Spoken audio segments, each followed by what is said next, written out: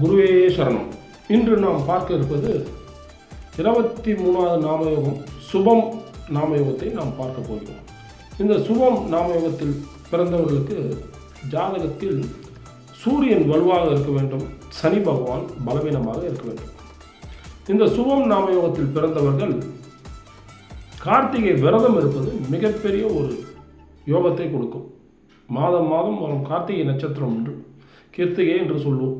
அந்த நட்சத்திரம் என்று விரதம் இருந்து கோவிலுக்கு செல்வது மிகப்பெரிய ஒரு வளர்ச்சியை கொடுக்கும்.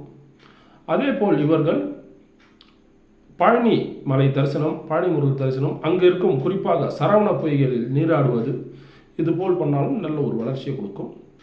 அவர்கள் அதேபோல் ஒரு 6 ஸ்டார்ஸ் நட்சத்திரம், 6 நட்சத்திரங்கள் இருக்கும் படங்கள் இன்றைக்கி கூகுள்லேயே கிடைக்கும்.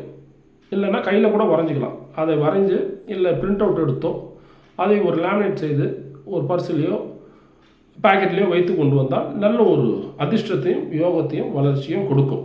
முக்கியமாக கிருத்திகை விரதம் இருப்பது ரொம்ப ஒரு அதிர்ஷ்டத்தை இவர்களுக்கு தரும், நல்ல ஒரு யோகத்தையும் கொடுக்கும்.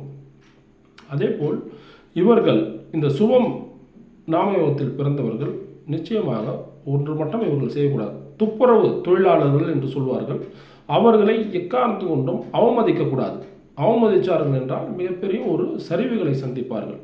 அதேபோல் துப்புரவு தொழிலாளர்ன்றது நம்ம வீட்டுக்கு வெளியவர்கள் இருக்கலாம், வெளியே பண்ணுறவங்க அவங்கள இருப்பாங்க. நம்ம வீட்டில் கூட ஆளை வச்சு வீடை கூட்டுறோம் இல்லையா, அவங்கள கூட நம்ம இன்சல்ட் பண்ணக்கூடாது. அதேமாதிரி இந்த கழிவு நீரெல்லாம் அகற்றுவாங்க பாருங்கள், அவங்களை நீங்கள் அவமதித்தாலும் அவங்களை நீங்கள் கொஞ்சம் தாங்க ஏதாவது தரமுறையாக நம்ம நினச்சா கூட நம்மளுக்கு மிகப்பெரிய ஒரு வீழ்ச்சியை கொடுக்கும்.